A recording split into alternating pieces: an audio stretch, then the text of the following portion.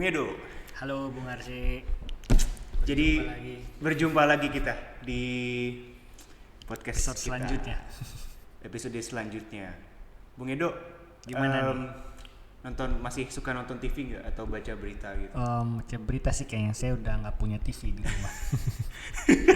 Tapi kan di YouTube bisa juga Bung. Kadang ada juga. apa namanya? Iya, sebenarnya kayak apa TV kayak Metro TV atau ya TV lainnya kita sebut. Ada app-nya juga ya sekarang? Ada app, bahkan ada app-nya Iya, juga ya. iya. Jadi kadang TV nggak tahu ya, antena masih digunakan atau enggak ya? iya mungkin beberapa tahun lagi punah aja. Nah, betul. Tapi yang menarik gini Bung Edo, Gimana? jadi kan kemarin sempat libur Lebaran panjang itu kan ada pelarangan mudik, tapi tempat wisata tetap dibuka. Oke. Nah, waktu itu saya lihat berita ada yang saking membludaknya orang yang mau masuk sana, akhirnya ditutup tempat wisatanya yang tadinya dibuka, ditutup. Saya lupa sih di daerah mana ya gitu. Nah itu tuh sampai kayak orang demo gitu, si apa namanya orang-orang yang datang ke situ kayak bilang buka. Iya. Nah waktu saya nonton itu saya kebetulan lagi di rumah, kita lagi ada kumpul Lebaran gitu ya, tentunya dengan protokol ya, disclaimer dengan protokol yang ketat. Nah saya ketemu tetangga saya yang masih kuliah Bung Edo. Oke. Nah kita kebetulan lagi nonton TV itu tiba-tiba ada berita itu, terus tiba-tiba si tetangga saya yang masih kuliah ini bilang ke saya, aduh nggak banget ya negara kita nih. Oke. Terus saya tanya, iya memang nggak banget sih ya. Kira-kira gimana ya solusinya ya gitu. Saya tanya gitu, terus dia bilang, saya sih enggak mas, saya males kalau kayak gini caranya, saya pindah keluar negeri aja deh. Loh Oke. kenapa pindah keluar negeri? Saya bilang gitu. Dia bilang, ya soalnya saya nggak mau anak saya nanti keturunan saya terdidik jadi orang-orang seperti itu. Saya pengen keluar negeri aja ke negara yang lebih civilized gitu ya, yang lebih beradab, beretika gitu. Oh oke, saya sih diem sih waktu itu. Cuma dalam hati saya kayak, aduh miris juga ya. Ibaratnya instead of contributing untuk berkontribusi untuk membangun bangsa kita ini, kenapa kok tiba-tiba ada pemikiran seperti itu? Terus terang saya sih dari kecil nggak pernah sih ada pemikiran seperti itu Bung Edo. Artinya mau sehancur apa negara saya itu, saya justru malah pengen, kalau bisa saya bantu gitu. Saya bantu untuk jadi salah satu anak bangsa yang berkontribusi gitu untuk supaya bangsa kita lebih maju lagi gitu. Nah itu saya menarik, kayak berapa orang ya anak muda yang berpikir seperti itu gitu. Nah gimana begini? Ya. Kalau saya bahkan di kelas pernah ada anak yang ngomong kayak gitu. Oh ada? Ya, pernah ada anak yang ngomong kayak gitu. Terus berarti ya ada dua minimal tuh. Ya, anak remaja. Tapi kalau menurut saya emang ada itu, saya punya hipotesis sih begini Bung Arsi. Kalau misalkan anak itu masih kecil gitu lah ya. Mungkin juga sebenarnya ada suara dari pikiran anak itu yang, kok orang tua gua nggak seasik orang tua temen gua sih. Oke. Gitu. Maksudnya bahkan dia punya pemikiran, kenapa gue nggak terlahir di keluarga itu ya? Maksudnya ini ekstrimnya mungkin ya. Dalam artian the main thing here is the grass is greener on the other side. Iya benar. Gitu maksudnya.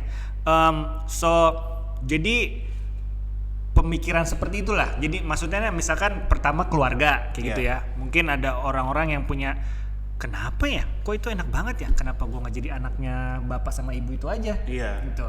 Kenapa sih Tuhan kok kayak gini? Mungkin kira-kira ada yang se-ekstrim itu, atau enggak juga kenapa kok sekolah gua kayak gini ya? Sekolah yang di sana kok kayak lebih enak. Iya benar. Gitu. Atau bahkan pas udah di sekolah itu, bahkan kayak kenapa angkatan gua kayak gini ya? Angkatan yang itu enak banget ya? Gitu. Kayak kok dia dapat gurunya ini gitu. Kok dapat gurunya ini gitu. Iya benar. Kalau enggak ya maksudnya kalau menurut saya sebenarnya itu pemikirannya itu selaras dengan the idea that grass is greener on the other side, gitu. Oke.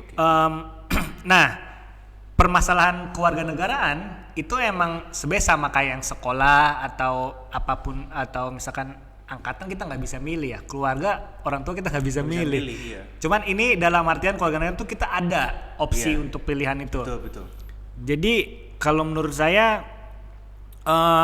kayak sebenarnya itu semacam hal yang natural gitu dari manusia when they're having the kind of thoughts that why is that grass greener gitu. Betul. Nah, cuman maksudnya balik ke anak yang pernah ngomongin yang pernah sebenarnya waktu itu anak itu bahkan waktu itu masih kelas 8 ini anaknya. Masih kelas 8. Kelas 8 Masih dan muda sekali ya. Iya. Maksudnya kalau saya kan tetangga saya kuliah. udah kuliah. Harusnya lebih dewasa. Ya, nggak apa-apa. Maksudnya waktu saya kelas 8 itu kebetulan saya lagi ngajar kelas PKN. Jadi saya lagi ngomongin keluarga negaraan lah gitu-gitu. Iya, Terus sama tuh anak ngomong, I think I'm gonna move citizenship, Mister. Yeah. Dia ngomong gitu. I don't like this country. Dia ngomong gitu. Nah, saya tentu maksudnya ya ada hal seperti itu saya senang sih. Maksudnya langsung saya tanya, why? Gitu. Ya waktu itu emang dia ngomong bahkan dia tertariknya dengan Amerika. Gitu. Ini kelas 8 itu berarti tuh anak belum ada Trump lah waktu itu. Maksudnya enggak sebubruk banget. Masih Obama lah waktu itu. Obama. Ya mungkin jadi tertarik gitu ya. Iya. Nah, maksudnya ya intinya kayak gitulah. Cuman ya yang saya bilang sih ya betul, sebenarnya semua orang itu punya hak untuk memilih. Iya. I mean that's the idea of liberty in itself. Kalau emang kalian tertarik itu seharusnya emang sebisa mungkin tidak ada orang yang kayak mematok memberikan no, you cannot gitu. Harusnya nggak apa-apa. Cuma kan cuman emang permasalahan di sini tuh ya sebenarnya sih nggak harus nasionalisme lah, Bung. Iya. Kalau yang ada di pikiran saya itu sebenarnya sama kayak Bung Arsi. Saya juga bukan nggak pernah sih punya pemikiran untuk pindah keluarga negaraan. Cuman yang saya pikirkan itu adalah the essence of home aja. Itu it's something irreplaceable for me. But I might be a different person. But for me This is your home. Yeah, it's my home. Maksudnya saya sih maksudnya kebetulan saya pernah punya pengalaman tinggal 2 tahun di luar negara kita. Waktu itu di Australia lah. Gitu. Karena ikut ibu tuh dapat beasiswa. Nah, maksud saya di situ I don't get the sense of that this is my home gitu. And I mean even though I was still umur 10, 11, 12 kira-kira kayak gitu. Harusnya sebenarnya kan nggak kenal ya. Yang penting ini manusia, yang penting bisa diajak ngobrol, yang penting. Cuman waktu itu emang teman main saya, ya jujur aja saya lebih suka main sepeda, main gundu, manjat pohon. Maksudnya itu kayak di sana enggak, maksudnya manjat pohon enggak kayak gitu. Main naik sepeda gitu. Naik sepeda mungkin ada, tapi mungkin sepeda mahal, tapi kayak tapi nggak tren juga sih, nggak tren juga. Maksudnya main gundu, jadi anak kampung lah gitu. Iya. Saya main di kali. Iya benar. Maksud saya anak kampung sih Bung Edo, zaman kita dulu memang kayak semua ya. Semua sih. Anak komplek juga ikut. Iya, justru malah zaman sekarang kayaknya anak di desa juga nggak main gundu juga. Nggak main gundu ya? Ya mungkin kayak main kasti kayak gitulah ya.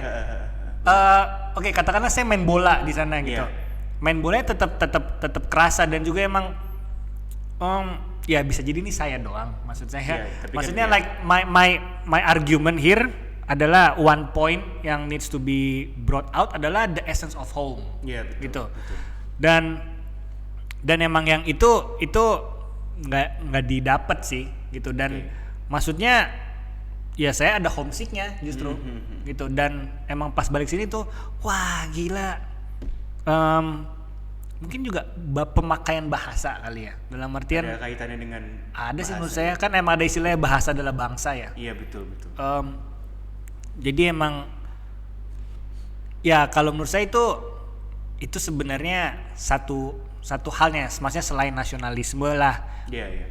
Maksudnya nasionalisme agak abstrak ya sebenarnya. Cuman maksudnya mungkin skopnya terlalu luas. Iya, skopnya terlalu luas. Tapi emang variabel yang penting sih. Iya betul. Gitu. Cuman kayak yang saya sebut dengan home ini kan juga sebenarnya ada konotasi tanah air kita. Iya. Maksudnya. Betul. Tapi emang ya home ini gitu. Iya. Yang ya kita nggak akan dapat ketoprak dengan harga murah dengan rasa nikmat rasa ketoprak gerobak di negara lain. Ya nggak mungkin. Dan nasi padangnya jadi iya, mahal. nasi padang juga masih mahal. Maksudnya now that's home. Iya gitu. Betul. For me gitu. Iya. Ya maksud saya mungkin bisa jadi itu emang saya aja. Iya. Gitu. Setuju sih. Tapi emang saya juga pernah punya pikiran seperti ini, Bung Arsi. Orang-orang yang kaya banget, Iya. gitu ya. Betul. Yang jabatannya tinggi, Iya. politikus gitulah ya. Betul. Nah, saya tuh punya pemikiran juga, mereka itu have all the resources to actually move to another country. Yang mungkin alasan tadi tetangganya Bung Arsi itu, yes, I wanna live in a civilized place. Iya. Gitu. Now, they have that option. Iya. Now, kalau misalkan kita dipertanyakan, why didn't they choose that? To me, the answer is that they wanna be at home. Iya. Maksudnya they have the money, they have the resources. Yeah. Maksudnya kalau emang mau gampang gini lah, hidup damai, indah di New Zealand, gitu atau enggak di Denmark, di Norwegia atau dimanapun, ya kenapa mereka nggak memilih itu? Ya mungkin juga salah satunya keluarga dekatnya di sini, orang-orang yang dicinta itu adanya di negara ini. Iya. Kenangan masa lalu, masa kecil itu juga ya it's home gitu. Yes. Ya itu juga mungkin, atau juga yang saya mikirnya yang pernah saya kagumin dulu, maksudnya saya membayangkan, misalkan saya membayangkan ya beberapa orang-orang yang saya kagumi lah sebenarnya. Sebenarnya ini apa namanya, contoh siapapun lah, maksudnya misalkan Soeharto waktu itu maksudnya saya masih kecil, terus ya mungkin presiden ya maksudnya. Presiden atau bahkan tokoh-tokoh politik yang sebenarnya bisa dibilang antagonis dalam media gitu. Betul. Misalkan kita sebut saja sekarang misalkan Amin Rais. Iya. Atau sorry ya, kalau itu saya nggak, maksudnya terserah, itu kan diantagoniskan oleh media. Iya. Saya juga nggak tahu orangnya sebagai Yang gimana. sedang disorot lah ya. Yang sedang disorot. Ya mungkin juga dulu itu ya Gus Dur atau you name it lah. Yeah. Ini yang baru meninggal nih Wimar Witular ya. Oh iya. Iya baru meninggal ya. Betul. Maksudnya contoh orang kayak dia gitu. Tapi dia nggak ke politik sih. Maksudnya orang yang sebenarnya punya uang lah, Yeah. gitu. Tapi mereka nggak memilih untuk hidup di sana. Dan sebenarnya bisa tinggal di sana permanently kan. Iya, Sebenarnya permanently. tidak punya isu secara ekonomi atau Betul. apapun itu. Nah. Bisa aja mau milih di mana aja gitu. Betul. Yang di pikiran saya juga mungkin ini menebak-nebak atau terlalu positif naif ya. Saya mikirnya these people they wanna build the country. Iya. Gitu. They wanna live at home Iya. while also trying to build the country, making it a better place to live in, gitu. Iya. That's just my thought, gitu. Yeah. Jadi apa ya? Ya, Ya. mungkin itu sebenarnya natural aja ya. Artinya Iya, tadi natural. poinnya Bung Edo adalah sense being at home aja, Iya. being home aja gitu yang mungkin mempengaruhi seperti itu. Ya. Iya, dan saya sebenarnya jadi ada cerita Oh, iya. masa kecil saya nih Bung Edo. Oh, gimana tuh? Terkait kan Bung Edo bilang tadi ada poin misalnya sebenarnya bisa juga berangkat dari keluarga kita ya, misalnya kenapa saya nggak jadi anaknya bapak itu gitu. Iya, ya. Nah saya tuh pernah dulu Bung Edo, saya juga baru tahunya pas pernah. udah sekitar SD apa SMP, itu ibu saya cerita, kamu tuh dulu pernah tahu sih minta tuker ibu. Tuker ibu. Oh iya. Iya. Masa iya Bu? Iya. Dulu kan jadi memang kebetulan ibu saya tuh banyak saudarinya tuh banyak dan Adik kakaknya atau adik kakaknya tuh keluarga banyak. besarnya? Oh, adik kakaknya, okay, jadi okay. dia 6 bersaudara. Oke. Nah kebetulan ada satu tante saya itu yang kok saya ngelihatnya kok enak ya gitu. Oh, Enaknya kenapa? enak ya? Iya, kenapa? Karena waktu saya kecil tuh kan saya tinggal di Bandung. Di Bandung itu kan mall cuma ada satu pada saat itu. Oke. Nah terus kalau saya lagi main ke Jakarta ke rumah tante saya ini, itu diajak ke mall melulu gitu. Mallnya banyak ya? Mallnya banyak di Jakarta kan dari dulu ya. Terus kayak sepupu saya ini setiap weekend pasti ke mall gitu. Oke. Terus saya kiranya, Bu kita kenapa nggak setiap weekend ke mall gitu? Main ke sana tuh ibu saya emang nggak mau saya sama adik saya itu jadi anak mall lah pada saat itu. Oke, iya. Dan makanan juga dijaga banget sama beliau. Kita Bung Edo, saya tuh McDonald atau KFC atau fast food aja itu zaman saya masih kecil itu bisa kali cuma sebulan sekali gitu. Oke, nggak dibolehin ya, dicegah. Nggak dibolehin gitu. Jadi begitu diajak ke mall tuh saya kayak kenapa sih Bu gitu. Terus itu kata cerita ibu saya ya, saya juga lupa gitu. Terus kata ibu saya pernah satu titik mau pulang ke Bandung, saya nggak mau. Itu saya umur 4 tahun katanya atau 5 tahun. Kenapa? Saya mau jadi anaknya tante saya itu. Terus, loh kenapa? Terus saya malu sih. Iya. Enggak, maksudnya ini natural gitu. Natural gitu. Terus kayak oh ya udah, kata ibu saya, ya udah cobain deh, yakin mau ganti. Saya mau bilang, saya mau ganti ibu, saya mau ibu saya tante saya aja gitu. Oh gitu, yakin ya udah. Dan mungkin ibu saya udah ngobrol sama tante saya, ya cobain nih, cobain 5 hari Bu. Jadi hari Minggu itu bapak ibu saya pulang ke Bandung, terus Jumat depannya di ini lagi dijemput gitu kan, Jumat depan ke Jakarta lagi. Nah ternyata saya melihat ternyata sepupu saya tuh kasihan karena tante saya sepupunya galak. Yang anaknya tante yang Jakarta ini. Oh ternyata galak di rumah gitu.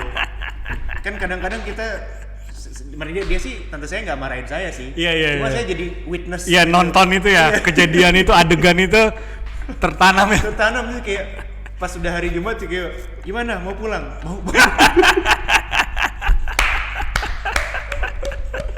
Gimana jadi mau ganti ibu? Enggak mau. Ya maksudnya menurut saya itu ada nuansa yang seperti itu. Iya benar gitu. Benar. Saya juga berangkat dari situ. Saya juga ada, bentar, saya jadi teringat cerita tapi nggak selucu yang itu sih. Itu bagus banget itu. Itu contoh bagus banget. Maksudnya saya ada cerita ini keponakan saya.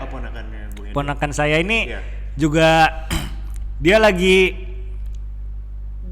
sebel sama mamanya. Oke. Lagi sebel sama mamanya, terus abis itu pas dia sebel, dia langsung tarik bapaknya. Pak, kita ke mall yuk. Lah, mau ngapain kamu di mall? Kita cari mama baru aja lah.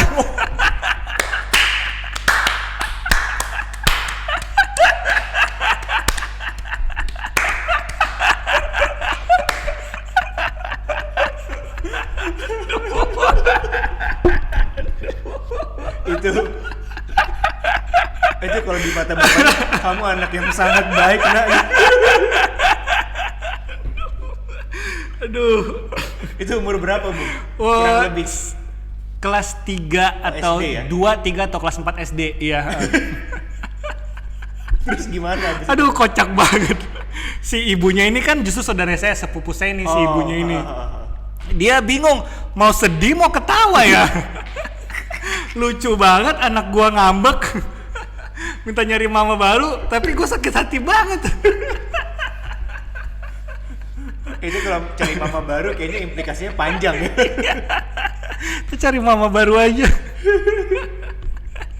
Ya maksudnya kayak gitulah. Iya. Iya betul. It's the idea of that grass is greener on the other side. And ya betul sebenarnya juga yang tadi Bung Arsi bilang, instead kita ini nyiremin rumput kita, mupukin rumput kita, jaga rumput kita atau meningkatkan kualitas rumput kita, ya kita maunya rumput yang udah jadi aja yang kelihatannya bagus dan it's I mean there's a saying that it's greener on the other side for a reason kan, because it's from a distance. Iya. Mana tahu pas di punya kotoran. Ya, maksudnya pas lagi di situ nggak nyampe 5 hari ternyata galak banget sih. Galak banget kan, iya itu yang saya nggak lihat. Iya itu yang nggak dilihat ya. Sebenarnya juga ya kayak gitulah mungkin. Gimana ya? Ya artinya memang mungkin itu suatu hal yang wajar ya Bung. Iya, sebenarnya satu hal yang wajar. Betul. Tapi emang di satu sisi disayangkan sih kalau emang dia nggak mau ikut membangun. Iya. Gitu. Memang saya lumayan jadi kepikiran tuh Bung Edo. Maksudnya gimana? Itu hari Lebaran tuh malah saya jadi kayak insecure gitu Bung. Di malam saya mau tidur tuh, waduh. Ini karena apa? Ya karena berapa banyak anak yang berpikir seperti ini. Oh, gitu. Oke. Karena kan saya tadinya belum ketemu poinnya Bung Edo tadi kan bahwa berangkat dari itu. Tapi saya justru nyambungnya kemarin itu mikir, what's wrong with our education? Oh iya. Oke. Kenapa langsung ke education? Karena pertama kan kita guru, kita sebagai pengajar, pendidik, apa nih missing link dari pendidikan di negara kita? Kok anak ya misalnya seseorang itu dengan mudahnya, apalagi anak muda itu dengan mudahnya mau escape gitu. Karena saya ngebandingin dengan zaman saya masih seumur mereka gitu, nggak pernah tuh saya ada kepikiran itu gitu. Bahkan suatu kebanggaan, bahkan kayak saya terkadang kalau lagi upacara bendera itu, kalau lagi lagu Indonesia Raya atau mungkin Ikan Cipta itu saya bisa sangat terenyuh sekali mendengar, bahkan sambil nyanyi This is my nation This gitu. is my nation gitu. Nah itu saya pikir apa yang salah gitu. Ya di dunia pendidikan gitu. Nah saya ada kepikiran gini Bung Edo, apakah exposure terhadap nasionalisme negara kita itu kurang gitu. Artinya gini, apakah PPKN itu yang sekarang kuantiti dari segi jam belajarnya itu sedikit mempengaruhi, atau ada hal lain gitu? Kalau dari pandangan saya sebenarnya bisa iya bisa tidak. Bisa iya kenapa? Karena emang namanya kita belajar matematika, bahasa Inggris hampir setiap hari, pada akhirnya kita ada menguasai lumayan mempunyai pemahaman. Nah apabila misalnya PKN itu kebanyakan sekolah mau negeri mau swasta kan kurang dari 4 jam pelajaran seperti seminggu itu. Dan itu pun saya lihat, saya baca buku-bukunya juga, wah gila ini mah membosankan banget gitu. Saya aja males bacanya kalau nggak mau ngajar gitu. Nah apakah mungkin Pancasila yang PPKN yang kurang exposure, atau saya juga bisa bilang tidaknya gini Bung Edo, mungkin pengamalan Pancasila atau menumbuhkan nasionalisme itu tidak harus di kelas. Betul. Tidak harus menjadi satu pelajaran kurikulum tersendiri. Iya. Sebenarnya emang iya sih, setiap presiden lah kalau kampanye tuh tuh bawa terus nih argumen kuatkan nilai-nilai Pancasila di dalam kelas gitu. Ya di satu sisi emang itu laku, satu sisi itu kalau enggak itu bahaya juga kalau presiden tuh nggak ngomong hal seperti itu. Cuman saya sih mau bilang gini, saya nggak setuju kalau dinaikin jumlah jam pelajarannya. Begini, maksudnya nggak efektif kalau menurut saya untuk menanamkan nasionalisme dalam pelajaran PPKN tuh. Kalau menurut saya ya, maksudnya nggak efektif itu ya bisa dilihat terbukti sampai sekarang lah. Maksudnya kita ada orang-orang yang yang tadi maksudnya tetangganya Bung Arsy itu juga gitu. Nah, maksudnya nasionalisme itu kalau ya pengalaman saya dan juga menurut kira-kira teoritisnya itu bisa ditumbuhkan tuh karena apa?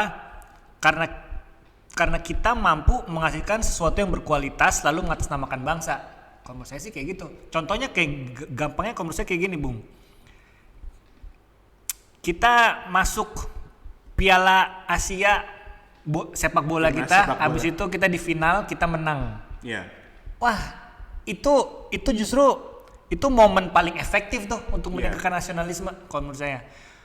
Susi Susanti menang Olimpiade itu momen paling efektif gitu. Misalkan ada berita waktu itu ada apa sih namanya prodigi anak main musik terus habis itu si ini Joel Joel ya pokoknya something like that lah. Joey ya kayak gitu maksudnya.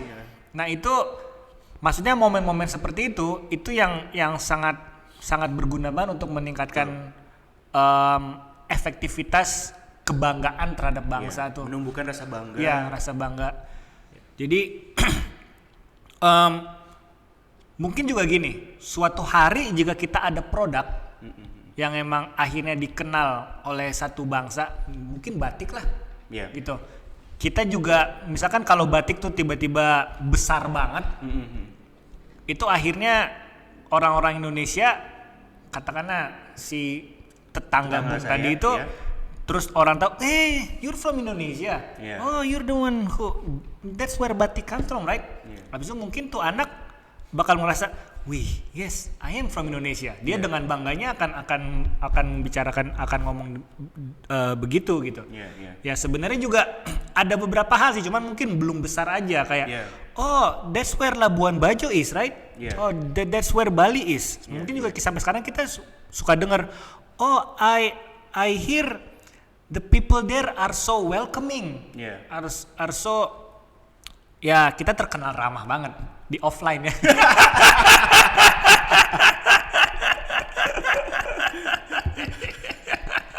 Tolong dibedakan offline dan online, ya betul. Ya kita terkenal ramah maksudnya. Ya kita ambil yang positifnya aja Bung. Ya maksudnya itu dulu lah. Nanti kita ngomong negatifnya juga nanti aja. biar balance. Ya maksudnya hal seperti itu. I wish I can go to Indonesia one day. Maksudnya kita juga mendengar hal-hal seperti itu. Cuman kayak kebanggaannya tuh memang belum tertanam aja di kita. Betul. Maksudnya gini.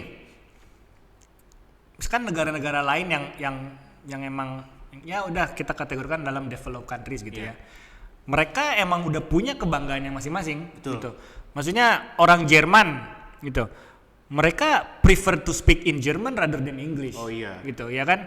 Prancis kayak gitu. Ya, binder dan that, right? Because they think that yes, that's my pride. And also that's my kebanggaan gitu. Ya mungkin mereka juga dengan adanya Volkswagen, Mercy, BMW itu juga meningkatkan ya kualitas dan kepercayaan diri mereka sehingga juga mereka those are from German. Iya betul. Iya. Ya Jepang misalkan ya maksudnya hal kayak gitu kalau menurut saya emang jauh lebih efektif itu nasionalisme itu ditingkatkan melalui itu bukan dengan kurikulum kalau menurut saya gitu. Maksud saya bukan berarti yang kurikulum itu tidak perlu gitu, itu tetap perlu, cuman kayak caranya itu nggak efektif untuk menghasilkan outcome yang dibutuhkan, yang signifikan lah, gitu. Jadi emang gini deh, siapa tuh yang jadi Sub-Zero di Mortal Kombat? Joe Taslim, meningkatkan banget itu hal seperti itu tuh. Wah, orang Indonesia gitu. Oh, Indonesia. That's the country where Joe Taslim comes from, right? Gitu. Oh iya, that's my favorite Sub-Zero. Gitu. Ya, maksudnya hal seperti itu dan maksudnya kita negara berkembang nih. Saya juga merasakan maksudnya saya ngikutin dunia percaturan ya, Bung. Saya Maaf. terus terang saya lagi mikir ke situ Bung Edo. Oh gitu ya. Ngomongin percaturan yang Bung Edo mau ngomongin. Oh, sebenarnya saya mau ngomongin ini. Apa namanya, di dunia percaturan itu ada super grandmasternya, maksudnya pemain-pemain kerennya. Saya kira yang kemarin. Oh bukan. Boleh aja sih kalau di itu tuh pemain-pemain besarnya tuh ada orang Armenia, Iya. ada orang Aljazair, ada orang India, orang nomor satu Norwegia gitu. Nah maksudnya ini nih yang Big Five lah ya. sebenarnya itu masuk Top 10. top 10. Top 10 atau top 20. Nah maksudnya saya mau ngomongin yang bukan masuk dalam kategori developed country. Maksudnya ya emang tidak sebesar orang mau jadi, ya orang misalkan tetangga tadi ya. Iya, tetangga dia saya. pasti dari itu dia nggak tertarik untuk jadi, oh saya mau pindah Armenia. I don't even know that. Bisa jadi kayak gitu kan. Saya mau pindah ke Aljazair. I don't even know that gitu. Nah cuman maksudnya ini masuk dalam kategori bukan the dream country of these people who thinks that those are the dream countries gitu. Nah, orang-orang Armenia, jadi salah satu top chess player Armenia itu namanya Levon Aronian. Oke. Maksud saya orang Armenia itu punya kebanggaan tersendiri. Wih, ada orang Armenia nih di top chess players. Oke. Gitu. Orang Aljazair juga. Wih, ada orang Aljazair nih di top chess players gitu. Sebenarnya India juga dulu pernah ada Viswanathan Anand, maksudnya itu juga meningkatkan banget kepercayaan diri, kebanggaan, hal-hal yang bisa yang bisa pas lagi misalkan mereka tiba-tiba lagi ke salah satu international airport, terus habis itu ngobrol sama orang-orang, lu dari mana? Lu dari Indonesia. Oh, lu yang ini ya. Itu kan itu baru oh yes. Nah, itu akhirnya kan mungkin si tetangga Bung tadi bisa dibilang kurang percaya diri gitu. Setelah dia Indonesia ini Indonesia, dia akhirnya percaya diri. Betul, dia akhirnya dengan bangga bisa ngomong yes, that's my country. Terus dia bilang akhirnya dia punya kebanggaan, terus dia mikir gue juga mau ngebangun nih bangsa ini. Betul. Ya maksudnya hal seperti itu kalau menurut saya itu lebih efektif untuk meningkatkan si rasa bangga terhadap bangsa. Terhadap negara, terhadap bendera, terhadap paspor gitu. Ya kayak gitu kalau menurut saya.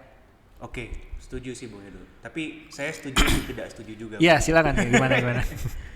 Tadi memang poin Bu Edo kan berarti rasa bangga itu bisa ditunjukkan justru dengan di luar dari kurikulum ya. Iya. Kalau saya justru bilang sebaliknya Bung Edo. Oke. Karena gini, buat saya adalah harus ada mau tidak mau harus ada satu pemaksaan dalam tanda kutip. Pemaksaan atau semacam yang sudah ditetapkan oleh otoritas tertinggi, yaitu pemerintah berarti. Negara. Ini mungkin negara. Negara adalah otoritas tertinggi yang memang maksudnya ketika ini diharuskan berarti scope-nya itu satu negara gitu artinya. Wajib gitu. Dan itu bukan hanya sekedar sekedar extracurricular atau hal yang di luar belajar. It's core ya. Iya. Okay. Jadi kalau menurut saya tetap harus ada dalam kurikulum exposure yang besar. Tapi saya setuju dengan Bung Edo. Penambahan jam belajar untuk PPKN itu menurut saya nggak efektif. Nah, cuma kalau saya juga dulu pernah disuruh ngajar PPKN untuk kelas 4 SD Bung Edo. Ya, artinya gini, waktu itu padahal saya sebenarnya ngajar bahasa Inggris gitu. Ya memang kan bidang saya bahasa Inggris. I sign for teaching English. Gitu kan. Tapi ternyata tiba-tiba si guru PPKN ini resign karena dia harus melahirkan atau kurang lebih kayak gitulah ya. Jadi saya disuruh gantiin. Gantiin dan katanya gantiin sampai 1 semester itu gantiin lama bener begitu. Ya karena kita nggak bisa rekrut lagi karena ada student lain hal di tempat kerja saya yang lama, di sekolah yang lama. Nah, pada akhirnya saya coba mengajar dan saya melihat PKN ini apa? Saya bilang.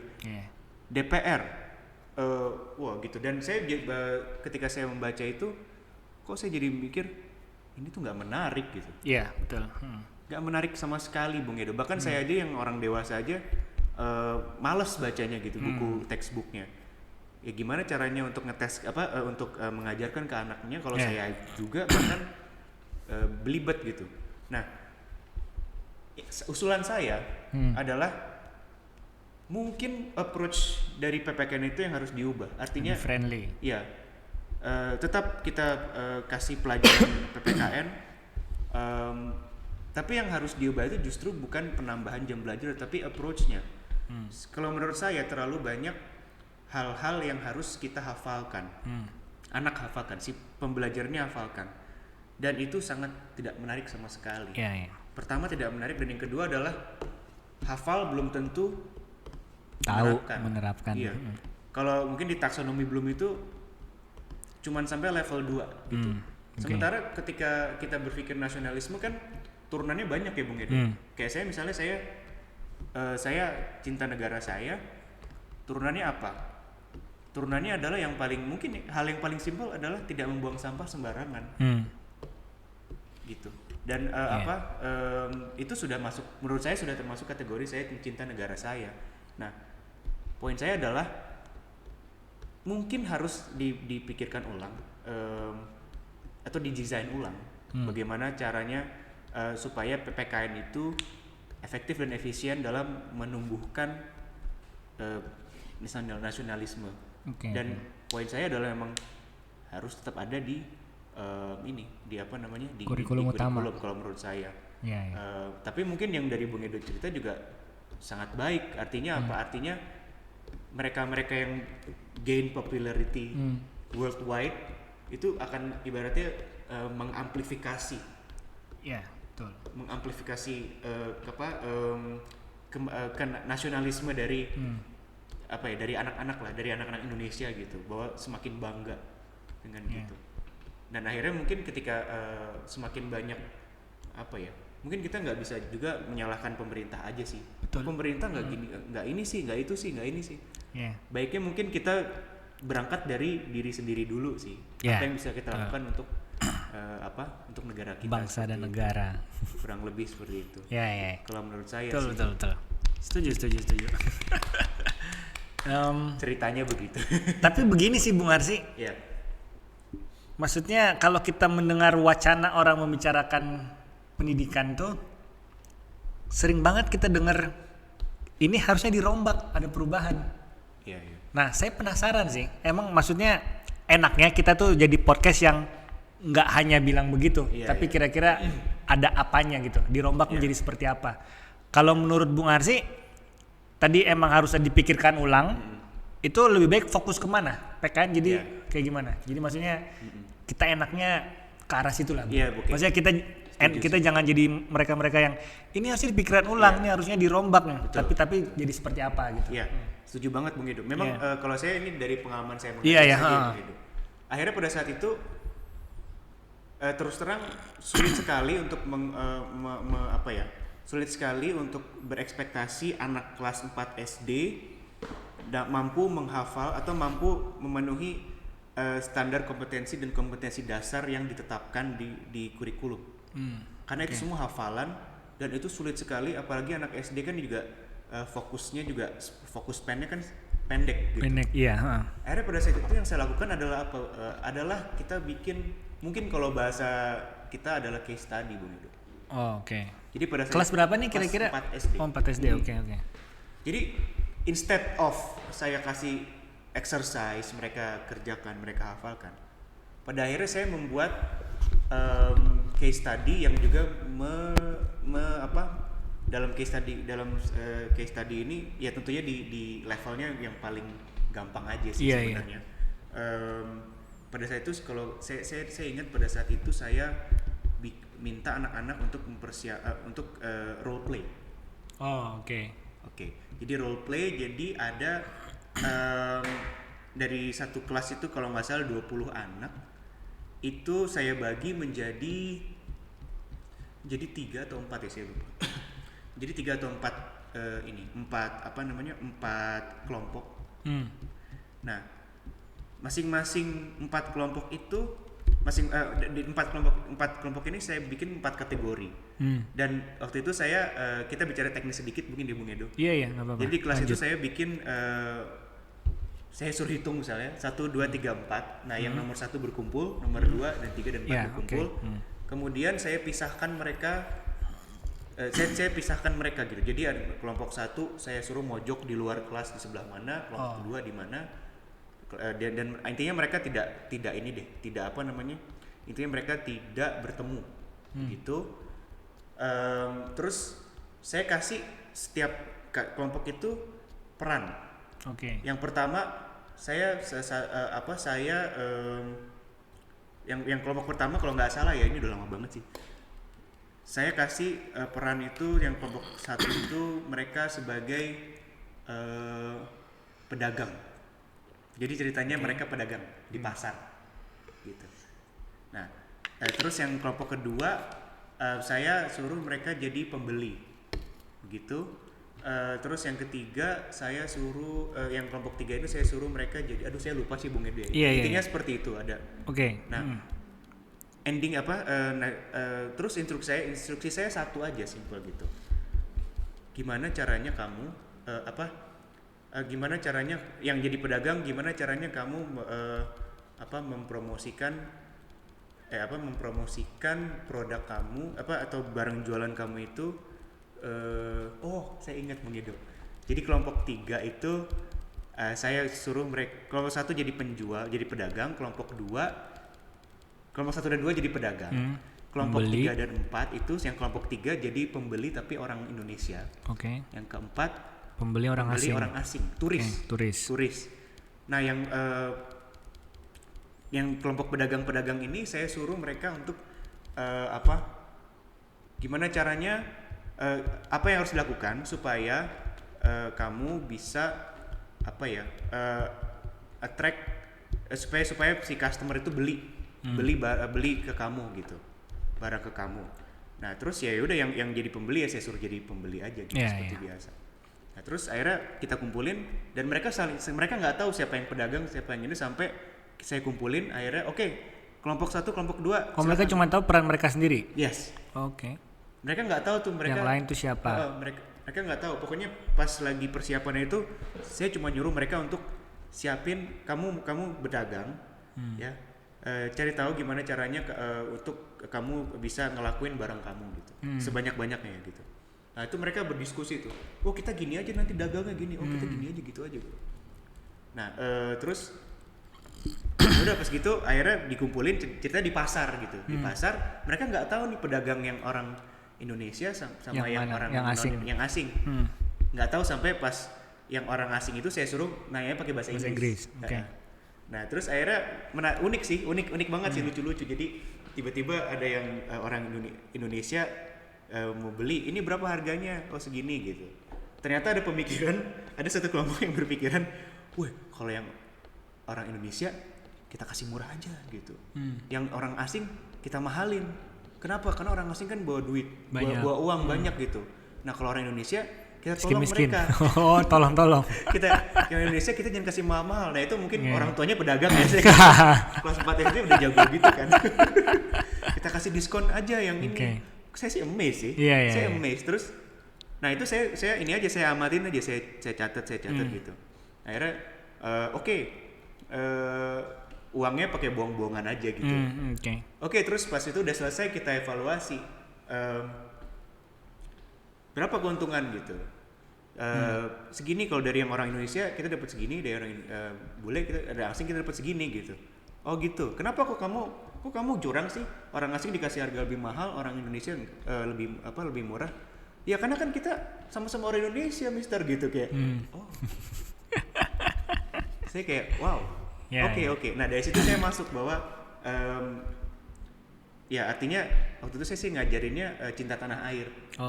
Dan saya sih ngeliatnya kayak di situ sebenarnya anak-anak itu secara default itu sudah punya Bung Edo rasa itu, karena kan ibaratnya yang dibilang harga temen itu itu kayak gitu ya, otomatis gitu. Orang Indonesia dikasih lebih murah dibanding orang asing gitu. Nah, orang asing juga marah-marah tuh yang jadi orang asing. Kok yang ini harga beda harga? Price gitu. I heard that you sold this with a lower price to the Indonesian people. Why did you say? Terus tapi ngelesnya juga bisa gitu. Oh no gitu. Nah tapi maksud saya gini, artinya yang saya coba tawarkan adalah kalau kembali lagi ke kurikulum, kira-kira bagusnya dirombak dengan dirombak didesain ulang gimana? Kalau menurut saya mungkin ada baiknya kita tambahkan kita case study gitu Bung Edo modelnya. Jadi indikatornya itu jangan hafal. Hafal ini, hafal itu, mengerti itu, tapi penerapannya langsung kita assess gitu. Jadi artinya tentunya mungkin ya mohon maaf ya Bapak Ibu guru PPKN, saya jadi kayak nambahin banyak kerjaan kayak Anda semua. Tapi buat saya adalah saya sendiri juga pernah mengajar PPKN dan buat saya itu lebih masuk. Betul. Cuman ada beberapa kendala sih. Cuman saya setuju banget. Itu salah satunya. Ada lagi nggak, Bung? Itu sih. Itu mungkin ada juga yang agak lebih. Kalau ini kan saya agak yang barusan saya ceritain ini kayaknya persiapannya agak panjang dan betul. Kita nggak bisa selalu penerapannya juga bisa jadi beda-beda ya. Kalau ketemu satu kelas yang pasif semua, gitu. Betul. Mau diapain nih anak-anak? Ayo kamu jadi pedagang. Ya nggak laku nih pedagang saya. Betul. Ya udah gitu. Oh mau beli nggak? Ya anak-anak yang kayak gitu. Iya. Beli nggak? Nggak mau. Kalau nggak, ya udah deh. Nggak sih, kalau gitu saya emang ada betul. Saya emang ada ancaman nilai sih Bung Edo. Iya. Padahal sebenarnya pasti saya kayak pas sudah selesai saya bilang, kalian semua nilai bagus gitu. Loh, Mister ngeprank kita. Tapi untuk yang lebih ke daily basis sih saya lebih kayak angkat ini sih, lebih banyak group discussion. Group discussion, debat. Gitu. Saya angkat isu-isu yang memang berkaitan dengan isu nasionalisme. Isu-isu itu juga saya dapatnya juga nggak saya ngarang sendiri sih Bung Edo. Saya juga baca-baca kayak dulu waktu kuliah kan ada modul-modul Pancasila, kewarganegaraan itu saya coba sederhanakan lah. Untuk anak murid saya waktu itu yang kelas 4 SD. Dan ajaibnya juga ternyata tapi sebenarnya juga nilai anak-anak juga bagus-bagus aja sih Bung Edo. Nggak tahu ya, maksudnya kalau dari pengalaman saya, tugas saya untuk mereka supaya nilainya memenuhi standar KKM-nya atau standarnya itu nggak usah tinggi-tinggi, yang masuk akal aja emang. Ini orang udah bisa menerapkan nih, kira-kira dia cinta tanah air. Air itu dikasih ujian tertulis pun ternyata lumayan bagus-bagus aja. Bagus gitu. Yang ada komponen hafalannya maksudnya? Iya. Bahkan. Karena kan saya coba sesuaikan dengan apa yang materi yang sedang dipelajari. Saya coba rancang satu pembelajaran yang lebih ke role play, case study. Nah ternyata mereka bisa juga gitu. Masuk juga ya. Atau mungkin standar kompetensi dan indikatornya juga nggak perlu dirubah kali. Cuman mungkin approach-nya aja jangan-jangan saya juga. Berarti rombaknya nggak usah keseluruhan gitu. Emang masalah approach-nya aja ya. Saya pikir enggak sih, karena ternyata saya ingat-ingat lagi nilainya ya kalau nggak salah standar itu 70 ya. Dia dapat sih 75. Gitu anak-anak yang remedial paling cuma 3 orang 4 orang. Tapi overall sebenarnya in general majority tercapai gitu. Dibandingkan sebelum saya terapkan hal itu struggling banget, nilai 30, 40 Bung Edo. Iya sih. Saya juga ada beberapa hal sih jadi kepikiran. Maksudnya mungkin juga saya juga sedikit propose enaknya itu dirubah atau enggak diarahkan ke arah yang seperti apa. Kalau menurut saya kayak gimana ya? Tapi yang tadi Bung Edo bilang ada obstacles itu yang mana ya? Tadi Bung Edo bilang ada beberapa tantangan itu, atau mungkin sudah terjawab kali ya dengan saya tantangan dalam hal yang Mr. Arsi Bung Arsi tadi katakan ini. Iya, ada sih Bung, ada kepikiran itu dulu deh ya, tantangannya dulu ya. Tantangannya sebenarnya adalah kita punya kita punya obstacle birokrasi sih. Maksudnya itu dalam artian begini Bung. Aduh ini panjang nih, tapi kayak penting kita bicarakan. Iya, birokrasi. Iya. Setuju sih. Dalam artian gini, misalkan gini deh, kita ke kepala sekolah. Iya. Semoga sih ya dengan kementerian sekarang kita bisa jadi ke arah sana ya. Iya. Birokrasi itu nggak terlalu ribet. Dalam artian kita butuh pertanggungjawaban di atas kertas. Iya. Apa bukti Anda sudah mengajarkan indikator ini ke anak-anak? Ya kan? Misalkan yang sekarang kan birokrasi kita pakai nilai anak-anak udah di atas 70. Iya. Gitu. Walaupun sebenarnya itu bukan berarti mereka hafal isi pasal 27, 28, 33 kayak gitu-gitu, mereka belum tahu gitu. Cuman gimana cara kita mempertanggungjawabkan, oke, saat Bung Arsy memainkan role play tersebut, anak-anak sudah jadi cintaan tanah air.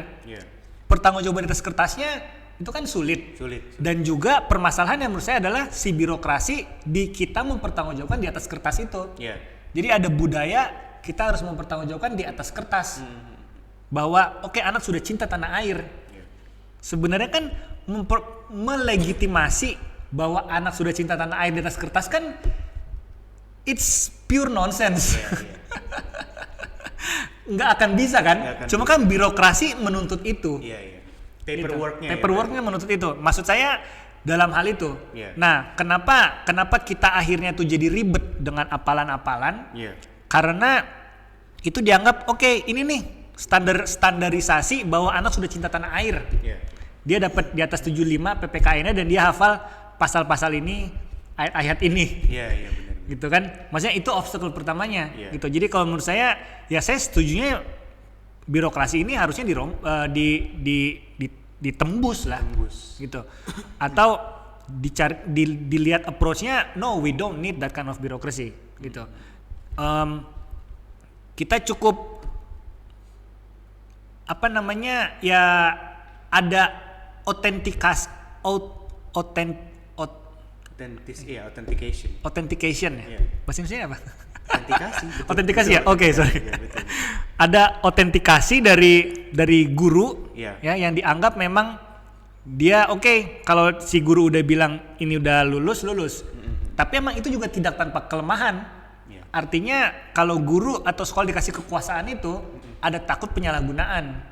Ya kan? Nah, maksudnya emang ya saya juga mau bilang ini tidak bisa selurus itu jalannya. Jadi kayak pastinya. Tapi maksudnya kira-kira sengaja kita keluarkan lah. Gitu. Kita diskusikan. Iya, kita diskusikan. Jadi sengaja when we're somehow faced with that kind of obstacle, we know that this is a part of the general problem gitu. Ya itu tantangannya kalau menurut saya si birokrasi ini. Nah, tapi sebelum saya lupa nih Bung, saya pernah ngobrol sama anak kelas 7. Tahun lalu apa tahun ini gitu ya, saya lupa. Saya nanya Nadiem Makarim, kalian tahu nggak siapa? Mereka nggak tahu.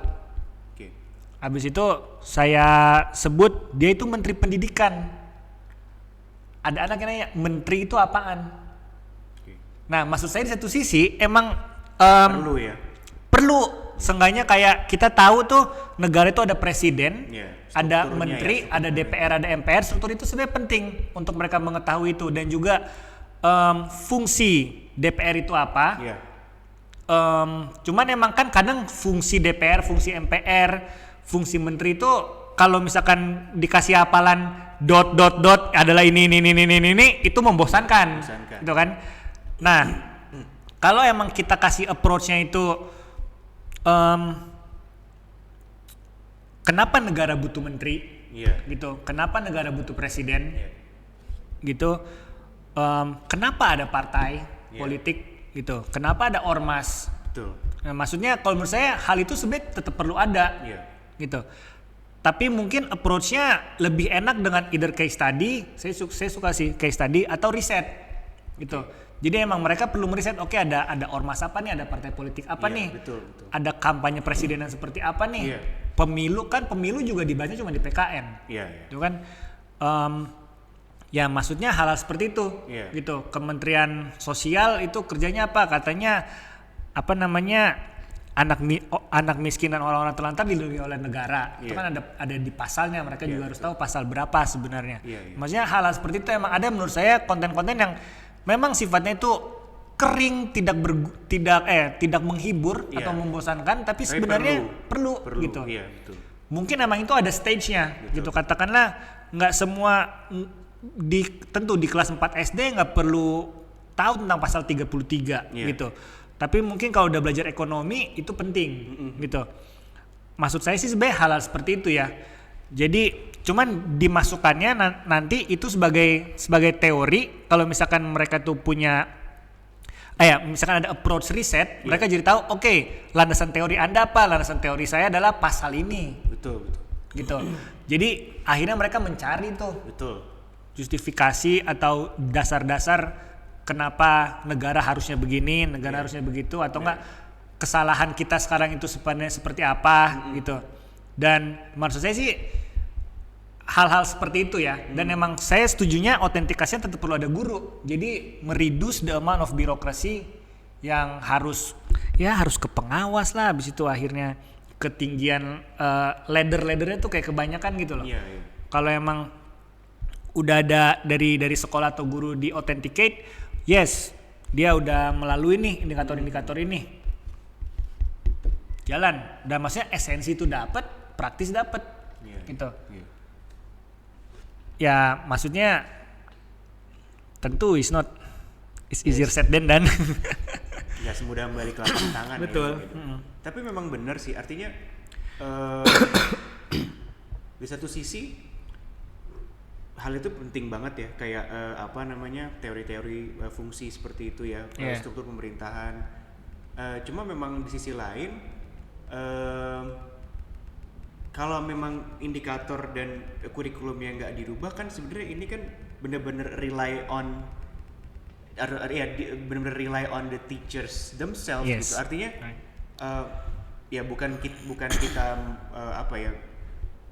bragging kalau kita tuh guru yang kreatif gimana. Cuma artinya memang seperti yang kita bahas di podcast kita di episode sebelumnya, Bung Edo, bahwa ada juga guru-guru yang cuma jadi guru ya ngejalanin ABCD aja yang penting get things done aja gitu, tanpa duit udah tanpa gajian. Cuma yang penting gue ngerjain, gue disuruhnya ini nih ABCD. ABCD-nya udah ya udah lu mau nuntut gue apa lagi gitu kan. Ya emang yang willing to go for extra miles itu ya memang nggak banyak, unless itu dijadikan satu indikator gitu atau satu kewajiban. Tapi bisa gak sih? Ini menarik banget sih, Bung. Is it ever possible? Gimana? Maksudnya like giving the extra effort and walking the extra mile, and how can there be an indicator for that? Nah, is it possible? For me it's possible, but it's gonna change. For the example, whole thing. gimana? Ya indikator dirubah, kurikulumnya indikator standar. Maksudnya gini soalnya kalau menurut saya, Bung ya, sorry sedikit saya potong. Gak apa-apa. Indikator itu di satu sisi tetap merupakan hal yang rentan dibikin kompleks oleh birokrasi, atau enggak bahkan rentan disalahgunakan oleh orang-orang yang menyalahgunakan wewenang. Subjektif ya. Subjektivitasnya tinggi. Orang yang juga subjektif gitu. Ya. Karena memang kalau mau pakai, misalnya kita mau mewajibkan misalnya apa yang kita bicarakan tadi, ngobrolin tadi, supaya semua guru di Indonesia ini seperti itu. Artinya kan emang kita mau menyeragamkan ya. Menyeragamkan. Nah, emang penyeragaman itu bermasalah sih. Gitu. Iya, betul sekali. Makanya itu ibaratnya di satu sisi kita mau menyuruh semua guru seperti itu, wah it's gonna cost a lot. Iya. Bahkan it's gonna take forever, bahkan kadang kayak ya Nadiem Makarim sendiri, Mas Menteri juga pernah bilang di podcastnya dengan Pak Presiden kemarin. Iya. Menyuruh guru-guru atau mewajibkan guru-guru untuk explore teknologi untuk mengajar, it's gonna take even like maybe 10 years. Iya. Before the pandemic attack. That's why that's the blessing of ini ya, pandemic. Iya. Mereka mau nggak mau ke-push. Kan? Iya. Karena ibaratnya memang satu sisi pemaksaan itu perlu. quote and quote ya pemaksaan itu perlu, tapi di sisi lain itu is gonna create a possibly another bigger problem gitu. Jadi kalau menurut saya sih mungkin yang bisa saya propose adalah awareness guru yang yang paling bisa diberikan. Sebenarnya kita kalau mau jujur sebenarnya masih banyak kok Bung guru-guru yang willing to go for extra miles. Ya kita exclude lah ya orang-orang yang pernah kita bicarakan yang cuma get things done atau ya cuma pokoknya gue selesaiin kerjaan gue disuruhnya ini selesai. Tapi sebenarnya banyak banget juga, nggak sedikit juga guru yang aduh gue besok ngajar apa ya. Ini ini saya buktikan di grup di Facebook itu ada saya join grup ini Bung. Grup pengajar. Guru-guru yang wah saya kayak gila ya. Ini guru-guru semangat Iya, every week itu pasti ada satu orang yang share tips-tips mengajar. Oh, oke. Dan itu mereka dapatkan dari training apa, dari itu kayak itu tanpa imbalan ya. Tanpa imbalan dan kayak bahkan mereka juga willing juga untuk ambil certification dengan biaya pribadi seperti itu. Yang ternyata kalau dipikir-pikir sertifikasinya betul. atau training itu nggak langsung jadi uang untuk mereka. Jadi kalau mungkin ya dari so taunya saya gitu. Iya. Baiknya ya mungkin yang bisa kita lakukan pertama mungkin untuk masukan untuk kementerian atau semua otoritas bahwa mungkin bisa guru-guru bisa diberikan training yang atau pelatihan atau seminar yang lebih banyak untuk sharing mungkin gimana sih cara ngajar misalnya mengajar Pancasila atau supaya menanamkan Pancasila ke anak didik atau ke nasionalisme kepada anak didik kita dengan cara yang kreatif seperti itu. Iya. Karena mungkin terus terang saya juga nggak tahu, nggak paham juga. Itu saya ngarang-ngarang aja pada saat itu. Cuma mungkin kalau ada pun mungkin guru-guru akan, walaupun kita nggak bisa bilang semua guru, tapi at least guru-guru yang mau, mereka bisa. Gitu. Ya ini menarik banget juga sih. Maksudnya poin saya emang sebenarnya idealnya ya. Saya juga belum tahu sih dengan cara seperti apa. Mereka yang semangat, yang peduli dengan dunia pendidikan, yang peduli itu kita udah omongin yang sebelumnya. Yang di episode sebelumnya, silakan. Pokoknya sederhananya yang willing to give the extra effort and walking the extra mile. Sebisa mungkin itu menurut saya gimana cara orang-orang ini masuk, jangan sampai ada yang keluar. Jangan sampai ada yang murtad gitu. Dari yang nggak semangat jadi nggak semangat. Ya maksudnya this is an oversimplification of all the process. Tapi kalau menurut saya kita ada orang-orang ini saya setuju banget. Emang saya juga maunya percaya orang-orang ini masih tetap ada banyak juga dan selalu tumbuh gitu. Harus percaya Bung karena saya udah buktikan di grup Facebook itu. Itu udah valid itu. Ya maksudnya saya pengennya gimana ya, kita juga bisa sok-sok cari cara gimana cara orang-orang ini tuh nggak kabur dan mereka tetap semangat. Terus orang-orang yang mau masuk terinspirasinya oleh mereka. Betul. Terus yang mereka juga tetap mau mengimprove diri gitu. Karena di satu sisi ya ini ekstrimnya juga ya. Ada si yang tadi nih si X ya, grup teachers yang X. Ada juga grup teachers yang Y, yang males, kita sebut saja gitu lah. Sebut saja yang males, yang ogah giving the extra effort, ogah walking the extra mile. Nah jangan sampai juga ada guru-guru baru ini justru inspirasinya ini, kayak gitu ya. Soalnya kan mereka juga bisa jadi ada orang-orang yang ngomong, pendidikan mah, udahlah lu jalanin aja, masa serius gitu.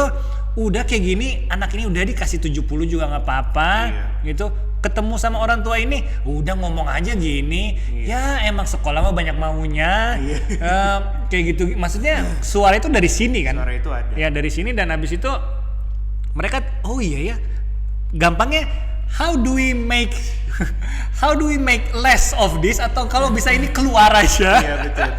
And make more of this and for all these kinds of people occupying the world of education. Betul. Saya juga nggak tahu maksudnya kira-kira gimana kita memfilter itu? Kita ya kalau bisa emang ini dirubah menjadi ini atau enggak ini kalau emang nggak bisa berubah buang. Iya betul. Maksudnya itu ekstrimnya banget ya. Iya. Cuma kan di satu sisi kita ada orang yang pura-pura ini, Iya. padahal begini banget gitu. Ada juga orang yang lagi di sini tergoda untuk menjadi ini. Iya. Ya kan? Nah, maksudnya the idea adalah ya sederhananya how do we make more of this, make less of this. Gitu. Ini tuh ya hal yang mungkin baru ke beberapa tahun kali ya. Iya. Bisa gitu. Karena at the moment aja kemarin kita bisa kita bahas this world ini beberapa orang tuh menyerah untuk menjadi orang ini adalah because there's not enough money for them in this world, in this industry. Iya, betul. Gitu. Jadi akhirnya mereka menyerah terus habis itu ya ke tempat lain gitu. Betul. Ya mungkin salah satunya itu. Kalau menurut saya, maksudnya salah satunya adalah kalau emang Anda bisa membuktikan Anda this kind of person, Anda bisa dapat uang yang tinggi. Iya. Gitu. Kalau menurut saya itu salah satu hal yang enak ya. Iya, betul. Terus kalau Anda tidak bisa membuktikan Anda orang yang punya kualitas ini, Anda kemungkinan dipecat. Gitu. Kemungkinan di-terminate. Oke. Gitu. Ya itu mungkin ya bisa jadi terlalu ekstrim ya. Atau enggak Tapi Anda kan tidak yang ada terjadi upaya. Kita kan sebagai guru-guru swasta juga memang sudah melakukan hal itu kan. Sebenarnya sih ya. Artinya if you cannot do this well, then I'll find the other one. Itu sudah terjadi kan di dunia swasta, ya. Ya. Jadi menurut saya nggak masalah. Betul. Iya ya nggak masalah. Ya kalau di swasta ya. Iya, di swasta. Kalau maksudnya di negeri banyak yang lolos kayak gini. Ya di swasta juga kadang ada yang lolos, ada yang juga ya tergantung sih ya. Berani maksudnya bukan berani sih, mampu menciptakan kemasan ini dalamnya begini gitu. Ya itu sih maksudnya. Kalau menurut saya itu the main idea itu kayak gitu, cuman saya juga nggak tahu kira-kira policy yang enak tuh yang seperti apa gitu. Betul. Tapi buat saya sebenarnya kalau menurut saya nih Bung Edo ya. Iya gimana? Kalau untuk untuk guru-guru swasta kayak kita mungkin sebenarnya tidak perlu ada hal baru ya. Artinya namanya orang kerja di swasta mau guru mau apa kan, you perform you stay gitu. You don't perform you out. Kan kurang lebih kasarnya seperti itu, Bu. Iya. Walaupun ya mungkin adalah beberapa hal yang indikatornya gitu ya. Cuma menurut saya sih, nah justru memang saya lihat juga di forum Facebook yang saya join itu juga banyak kan guru swasta sih. Banyak kan guru swasta. Iya. Dan yang yang amazingnya adalah mereka ikut pelatihan sana sini, kita berdiskusi, itu kan cukup menyita waktu ya. Iya. Daripada baca forum itu di Facebook ya mending tidur mungkin, atau mending lihat page yang lain, atau mending chatting sama orang lain, atau main game gitu. Betul. Tapi mereka mau gitu. Kadang-kadang itu juga ada. Saya nanya tanpa imbalan bahkan. Tanpa ada reward apapun. Iya. Gitu. Mungkin just the satisfaction of that. Yes, I'm giving something to my peers in the educational world. Yes. Gitu. Kira-kira just that satisfaction, the satisfaction of sharing. Iya. Karena kan kita kan mungkin manusia pada dasarnya suka berbagi ya. Betul. Homo homini socius. Iya, gimana? Homo homini socius. Homo homini socius, ya. Makhluk sosial ya. Makhluk sosial. Dan juga untuk yang pegawai negeri pun kan sebenarnya sistemnya kan mereka kalau nggak salah ya itu mau naik tunjangannya, mau naik kelasnya itu harus ada sertifikasi seperti itu kan. Iya. Ya memang pada kenyataannya sertifikasi juga kalau saya boleh jujur juga ada beberapa yang menurut saya nggak representatif sih. Iya. Gitu. Cuma paling enggak menurut saya pemerintah atau negara ada upaya kementerian sudah punya perangkatnya. Iya. Ya mungkin tinggal itu aja yang di apa ya, masuknya dari situ mungkin untuk meningkatkan awareness atau memberikan sesuatu yang baru, cara mengajar yang baru untuk guru-guru. Ya perkara nanti ya tadi Bung Edo bilang perkara nanti udah selesai, ya membuktikan birokrasi meminta Iya. bukti tertulis. Ya sudah, artinya sudah sertifikasi, sudah lulus. Iya. Sudah gitu. Tapi emang implementasinya kita nggak pernah tahu gitu. Tapi buat saya itu sih cukup sih. Artinya cukup untuk membuat guru-guru yang ibaratnya yang kita bisa bilang satu lingkaran angels tadi, jangan sampai mereka keluar dan jadi nggak angel lagi gitu. Iya. Menurut saya sih udah cukup. Cuma mungkin bisa ada satu mekanisme pengawasan lagi mungkin ditambahkan di perangkat yang sudah ada seperti itu. Iya. Dan guru-guru swasta ya kita gini ya mungkin juga bisa diberi akses lebih luas lagi, untuk lebih banyak akses untuk kami guru swasta untuk training dari pemerintah mungkin atau seminar juga kita oke sih. Saya pribadi seneng Bung sharing ada seminar atau apapun tentang pendidikan ya. Iya. Saya seneng banget dan saya bersyukur banget banyak sekali orang baik yang suka sharing, berbagi. Wah banyak banget sih saya belajar dari orang-orang baik itu, dan mungkin itu sudah bisa jadi satu perangkat yang sudah ada untuk kita manfaatkan sih. Iya. Betul. Wah luar biasa mungkin. Iya. Beratnya kita. Saya angkat sesuatu lagi bisa ya? Silakan Bung Edo. Contoh gini Bung. Contoh misalkan petinggi di kementerian, katakanlah Nadiem lah langsung ya. Oke, lalu dia tiba-tiba menganggap, oh iya nih, angelsnya itu adalah orang-orang yang suka berbagi di grup Facebook tadi itu. Lalu dia tiba-tiba kepikiran, oke, sekarang saya jadikan indikator, barang siapa berbagi ke sana, itu dapat poin untuk naik gaji, gitu. Tunjangannya naik. Tunjangan. Dampaknya apa? Dampaknya banyak sampah bisa di situ. Yang tadinya berkualitas gitu, orang soalnya saya sudah berbagi nih. Atau enggak, pembagian sekarang dihitung berdasarkan jumlah likes.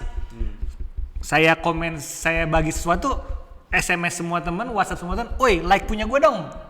Maksudnya jadi bisa jadi KKN juga di situ. Jadi ada potensi untuk akhirnya disalahgunakan. Maksudnya saat ada bisa bikin semacam capaian atau indikator untuk Anda sudah ke kualitas yang bagus, Anda meningkat. Ada misalkan indikatornya adalah dengan X ya. X ini kita tuh berbagi di grup Facebook itu. Saat X itu dikumandangkan atau diformalkan bahwa ini akan menjadi indikator. Orang itu menyerbu X in order to actually dapat pemasukan yang lebih tinggi, menyerbu X sehingga mengkontaminasikan the essence of X. Ya betul, maksudnya saya itu kira-kira tantangan yang bisa dihadapi. Cuma bukan berarti ya, maksudnya kalau misalkan ada mau mencoba indikator apa, kita tuh harus decision maker itu tetap perlu memperhitungkan bahwa ini ada potensi salah gunakan nggak? Gitu. Indikator seperti ini. Jadi, maksudnya emang indikator seperti apa gitu? Ya, itu yang emang, maksudnya angels ini, orang-orang yang memberikan indikator itu yang emang tanpa indikator clear sebenarnya, kita cuma bisa ngelihat sendiri dan nggak bisa di atas kertas dia dibikin hitam di atas putih bahwa ini orang has really done a good job in education gitu. You can only just see it and then say and give them a pat in the back atau enggak give them some respect gitu. Susah banget gitu. Susah banget. Atau katakanlah gini.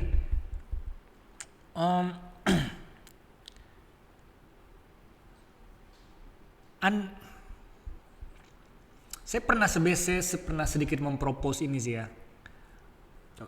Gimana kalau biar ada guru-guru semangat itu, kalau ada anak dari yang dia didik itu dapat nilai A, itu harusnya dapat sedikit bonus. Gitu. Jadi seenggaknya cuman itu sistem disosialisasikan juga. Iya. Jadi memberi semangat juga ke guru-guru kalau mereka untuk mau give the extra effort gitu. Ya soalnya emang saya guru ekonomi nih ya. Economically speaking, salah satu motivasi itu uang untuk siapapun yang bekerja. Tapi salah satu ya. Jadi ada uang, tentu ada job satisfaction. Job satisfaction itu nggak selalu uang. Ya maksudnya salah satu motivasi lah. Nah kalau emang uang itu dijadikan salah satu motivasi biar orang ini mau meningkat lebih tinggi, ya dengan cara memberikan mereka insentif dengan pencapaian seperti itu, gitu. Tapi emang ternyata itu dianggap sulit.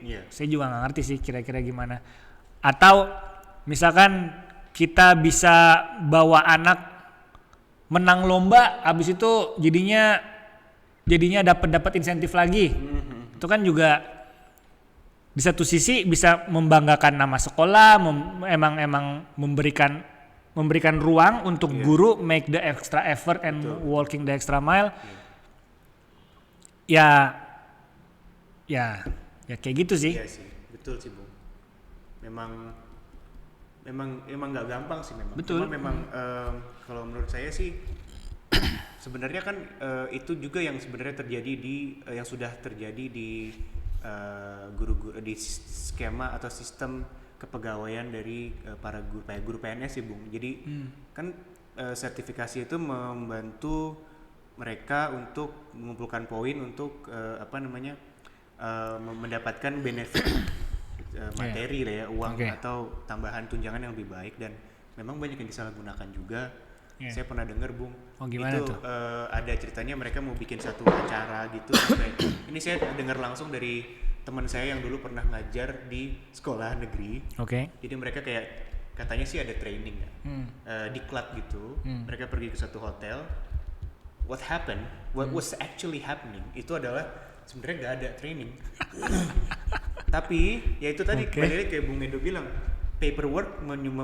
paperworknya dibutuhkan adalah mereka sudah ke hotel, sudah melakukan training. Bagaimana caranya mereka pergi ke ballroomnya jam 2 pagi, foto-foto dengan pakaian lengkap, pasang banner, gawat banget, foto bareng, besoknya pulang.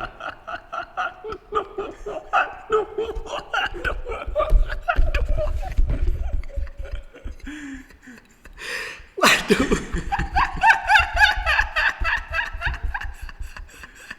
And that was approved, Mister Bung. That was approved By the principal berarti ya? Not even by the principal. Principalnya kan ikut, Bung. By the higher authority.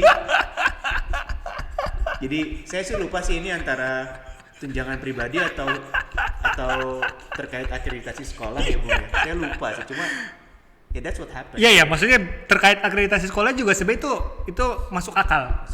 Maksudnya bukan masuk akal, dapat dibayangkan. Dapat dibayangkan. Tapi kalau menurut saya sih memang semua sistem ada potensi penyalahgunaan. Ada loophole-nya ya. Cuma memang kalau saya sih propose-nya adalah mungkin sertifikasinya atau trainingnya itu diklatnya mungkin bisa dilihat lagi kurikulumnya atau dan mungkin bisa diperbanyak lagi kurikulum training untuk mengajar Pancasila atau mengajar PKN dengan kreatif. Atau mungkin juga nggak harus ini mungkin juga ada tips-tips kita menanamkan kewarganegaraan di kelas. Itu sih yang saya cari-cari belum ada Bu, di YouTube atau dimanapun. Tips-tips apa? Menanamkan rasa nasionalisme atau rasa bangga cinta tanah air di kelas gitu. Maksudnya regardless pelajaran apa atau mungkin bahkan di jam di luar kelas, di jam istirahat atau bahkan di ekstrakurikuler gitu. Buat saya punya sih sebenarnya ide kayak gitu. Misalkan saya lagi menghandle kelas macam itu, saya minta anak presentasi, kalian cari ya riset lagi sih. Iya. Hal yang menurut kalian membanggakan kalian sebagai warga negara Indonesia. Iya, membuat. Jadi habis itu nanti kan misalkan mereka presentasi tentang si Joe Taslim di dalam kelas kan terbentuk tuh wacananya kan. Gitu. Maksudnya bisa menyebarluaskan berita-berita yang sebenarnya membanggakan. Iya. Dari putra-putri bangsa gitu. Betul. Tapi tidak terlalu diekspos oleh media. Iya. Tapi di kelas itu dibicarakan. Dan anak-anak jadi ya semoga ya tertanamnya tuh nyangkut di otak mereka tuh, oh iya ya. Ya siapa tahu suatu hari I'm gonna be that kind of person yang dipresentasiin anak-anak sekolah. Betul. Hal-hal yang membanggakan dari putra-putri bangsa gitu. Ya, maybe I'm the next. Iya, maybe I'm the next one. Maksudnya itu satu hal yang menurut saya kepikiran ya. Iya, setuju. Jadi kayak ya mereka presentasiin ini siapa, dia ngapain, kapan, dan karena apa gitu. Maksudnya kenapa dia patut dibanggakan gitu. Kenapa dia turut mengharumkan nama bangsa. Betul. Gitu. Maksudnya hal kayak gitu yang kepikiran saya sih ya. Setuju, Bung. Itu asik banget sih. Maksudnya saya ngebayangin kalau jadi muridnya Bung Edo, aduh saya jadi ngaku dosa sih dulu waktu SMA atau SMP saya PPKN nggak pernah belajar, Bung. Saya ngapain ya? Kalau jam PPKN. Guru PKN saya SMA tuh galak banget. Maksudnya terkenal dia itu maksudnya mulutnya pedes. Galaknya maksudnya galak gimana, Bung? Apa artinya mendisiplinkan kah? Mendisiplinkan tapi mendisiplinkan sih, cuman emang maksudnya dengan approach nyinyir dan apa namanya fear approach lah. Ya gitu. Artinya kalau misalnya Bung Edo ngomongnya pedes. Saya maksudnya ingetnya gini. Nilainya jelek dimarahin sama dia seperti itu. Dibodo amatin sih kalau dia jelek malah. Cuma kalau nggak nurut baru dimarahin gitu aja. Kalau berisik di kelas. Iya, berisik di kelas gitu. Nyalain jelek dibodo amatin. Gitu. Maksudnya saya satu ada yang kasihan banget gini, ada teman satu saya itu ngelambai gitu. Tapi dia bukan ngelambai yang annoying gitu. Maksudnya dia ada juga yang bawaannya seperti itu. Iya. Dia yang biasa aja. Nah, sama si guru PKN ini dimarahin, saya lupa dia nggak ngumpulin PR lah atau ngapain lah pokoknya. Jadi keluar konteks. Iya, di keluar konteks gitu. Makanya saya inget banget nih kata-katanya nih. Saya maksudnya Bung Edo aja yang saya bukan gay aja, saya masih dia gay ya, sebut saja gay. Saya ngerasa nancep banget. Nancep. Makanya kamu kalau jadi cowok itu pegang omongan kayak cowok, jangan kayak bencong. Ngomong kayak gitu depan kelas, Bung. Humiliating banget. Dan emang semua orang tahu dia melambai. Iya. Guru PKN. Wah gila, lu jadi guru kok gitu banget sih? Iya. Benar sih. Maksudnya itu salah satu nyinyiran teriakan dia yang pedes lah. Iya. Itu cuman yang itu tuh nyangkut banget di saya. Walaupun karena parah banget. Oh, dia juga pernah deng ke saya, deng. Oh, pernah. Tapi nggak kayak gitu, nggak bukan karena saya melambai. Bukannya kenapa-napa juga ya, melambai ya bebas-bebas saya kalau kalian memang. Tapi memang maksudnya melambai pun artinya kan kita sebagai guru juga apa yang bisa kita lakukan untuk membantu dia. Mungkin dia juga nggak pengen kayak gitu. Iya, betul. Tapi ini malah digituin. Iya.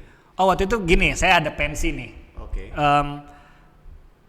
Saya lupa lagi pokoknya. Saya cuma ingat kata-kata dia sih, tapi saya lupa gara-gara apanya. Dia cuma bilang, kamu ini bantu bayar berapa sih, kok kayak gitu aja nggak mau? Maksudnya dalam artian kan orang-orang yang emang mampu, yang kaya itu emang bayarnya lebih gede.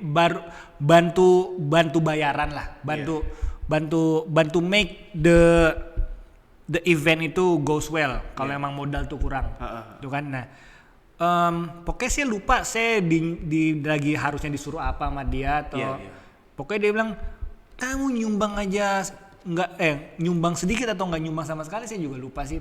Pokoknya dia mengangkat masalah finansial gitu. Ya saya mikirnya you shouldn't be talking like that as a teacher. Ya. Bahkan kan Bung Edo di sekolah negeri ya. Iya, sekolah negeri. Maksudnya orang zaman kita itu bahkan sama zaman sekarang orang mau ke sekolah negeri ya uangnya kurang gitu.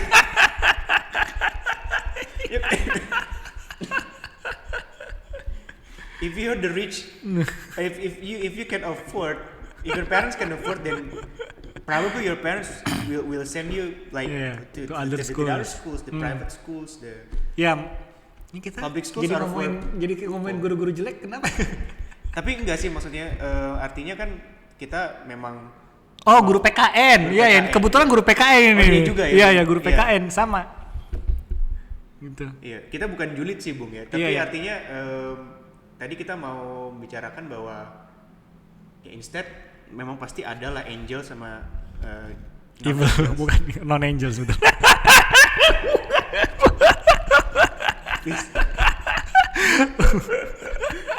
Non angels. Tapi mungkin menurut saya gini, Bung Edo. Non angels itu kita biarin aja. Gitu ya? Maksud saya kalau di sekitar kita gimana? Kalau misalkan suatu hari atau pernah suatu hari ada di sekitar Bung Arzi gimana? Karena buat saya ya cuma Tuhan yang bisa merubah mereka seperti itu. Iya. Artinya gini, instead of like trying hard to drag the non-angels to be angels, which they might not want to. Yeah. Maybe kita ini aja, kita pererat si angels ini, para angels ini kita fasilitasi supaya yang tadi Bung Edo bilang jangan sampai angels ini jadi murtad, jadi non angels. Atau yang potentially angels. Ya, beneran jadi angels. Jadi angels gitu, kayak di persimpangan jalan nih, gue jadi angel apa non angel ya gitu. Iya. As a teacher. Iklannya harus bagus ya. Iya. Yang kita pernah bahas juga Bung di episode sebelumnya. Di Singapura aja bahkan si Ministry of Education-nya bikin iklanin like be a teacher gitu. Jadi menurut saya kayak ya mungkin dalam hal ini kebangsaan, nasionalisme mungkin tidak harus selalu dalam bentuk PPKN sih. Artinya karena saya terus terang saya juga nggak tahu banyak ya. Mungkin kita juga bukan ahli PPKN atau ahli keluarga. Berarti waktu itu 1 semester ya pengalaman. Ya sama-sama ternyata sama-sama pernah punya pengalaman megang kelas itu. Bahkan lebih, Bung. 1,5 semester. Jadi dari setelah mid test semester 1. Saya 1 tahun ajaran sih. 1 tahun ajaran ya. Setelah mid test semester 1 itu saya ngajar sampai semester 2 selesai. Ya mungkin 1,5 semester ya. Tapi emang saya jujur sih ya hitungannya saya bandel lah, maksudnya saya sedikit reduce the amount of indikator yang harus dicapai. Oh iya jelas, saya juga gitu Bu. Ya saya fokus ke yang bisa masuk ke anak-anak yang mana nih. Iya. Itu pun mereka ada komplain. Tapi saya jujur ini sudah saya persempit. Iya. Saya nggak mau semua kalian harus telen. Iya. Gitu. Bukannya guru harusnya begitu ya? Ya kalau untuk PKN mungkin tapi nggak semua pelajaran sih. Maksudnya saya misalkan saya di economics gitu ya, saya nggak bisa kayak gitu sih. Mainly indikator yang dari Cambridge masuk akal. Iya. Jadi bisa lah. Dengan maksudnya exposure-nya sama semua, tapi kan pasti ada yang lebih banyak exposure karena relatif lebih sulit mungkin misalnya. Yang agak gampang. Seenggaknya saya nggak ngerasa saya bandel lah di economics ini waktu saya bandel di PKN. Saya nggak ngerasa bandel. mungkin saya bandelnya apa ya? Mungkin pernah kan kita ada back to back kan ya. Jadi misalkan anak economics saya terus anak kelas lain tuh. Pilihan lainnya. Palingan sedikit ada saya cukup bukan sering sih kasih mainan di kelas kan. Dan tapi selalu ada syarat kalau emang nilai average testnya itu di atas berapa, kadang-kadang beda-beda angkatan atau beda waktu, beda standar sih. Jadi 70, 75 atau kadang-kadang 60 gitu biar semangat aja. Ya pokoknya akhirnya ada asosiasi di kelas ini kebanyakan main. Padahal sebenarnya main itu ada syaratnya, gitu kan. Nah, anak yang ini pada nyinyir, gitu. Nah, maksud saya adalah bisa jadi kan saya dianggapnya berdosa kan, dalam artian, ini kapan belajarnya? Kok mainnya kayak kelihatan sering gitu. Nah, ya alhamdulillah sih hasil keluar jumlah A kebanyakan di sini daripada di sini. Iya. Jadi secara paperwork, secara birokrasi nggak Mungkin, salah iya. dong. Loh, kalau birokrasinya ternyata oke juga secara paperwork proven ya kan, apalagi Cambridge punya kan Bung, artinya Iya. Tapi international worldwide ya recognize. recognize. Ya mungkin saya juga beruntung atau ya maksudnya itulah di satu sisi. Enggak Bung, saya nggak percaya keberuntungan Bung. If you can do that repeatedly like constantly, then it's not the luck. It's a method. Ya. That's what I Ya thought. maksud saya kalau indikator yang karena kalau saya juga bingung sih, mungkin emang satu sisi kita perlu belajar sih dari Cambridge, ya fix aja kalau menurut saya itu kayak gitu. Iya. Kira-kira Karena kan kurikulumnya memfasilitasi kita untuk melakukan hal seperti itu. iya betul. Dan juga tes ala tes akhirnya itu bisa dibilang juga yes it represent the science gitu. Maksudnya misalkan in economics represent the science of economics, in chemistry katakanlah yes. Maksudnya nanti saat kalian kuliah pun ngambil jurusan itu tuh dia relevan gitu. Nah, maksudnya hal seperti itu kalau menurut saya. Jadinya indikatornya itu tetap ya nggak muluk-muluk, clear gitu juga. Jadi nggak ada yang terlalu sulit. Roadmap-nya jelas ya. Iya, roadmap-nya agak lebih jelas gitu. Ya gitulah kalau menurut saya. Jujur aja nih ya. Ini saya bandel dalam hal ini ya. Kan saya waktu itu ngajar economics Cambridge ya. Iya. Habis itu saya terpaksa nih ngajar ekonomi Kurnas. Gitu ya. Jadi tadinya anak-anak udah terbiasa di kelas 9 10 economics versi Cambridge yang maksudnya versi bersama saya di dalam kelas lah. Betul. Habis itu kita ketemu yang Kurnas nih. Ini guys, kalau di Kurnas ini maksudnya contoh gini. Ini di yang di sini lagi ya. Yang Cambridge ini kita ngebahas the nature of taxation, of pajak itulah ya. Kita tahu karakteristiknya, kenapanya juga kita jadi tahu dan anak-anak tuh dapat. Jadi mereka sadar pajak itu harus dibayar, kenapa? Jadi mereka jadi nggak ignorant dan mereka tahu. Semasuknya di sini pajak itu kita ada si bapak ini ucup ya penghasilan segini terus jadi gini jadi pajak yang harus dia bayar berapa gitu. Maksudnya kan anak yang belajar ini nggak ngerti nih kenapa dia harus bayar pajak. Cuman harus dihitung, oke nih dia harus bayar pajak itu yang harus kalian hitung. Ya, saya tuh keceplosan sih sebenarnya sama mereka ini. Oke guys, kita harus mengakui yang ada di Kurnas ini kita sedang bukan belajar ilmu ekonomi. Ini kita sedang mencoba memahami penistaan ilmu ekonomi.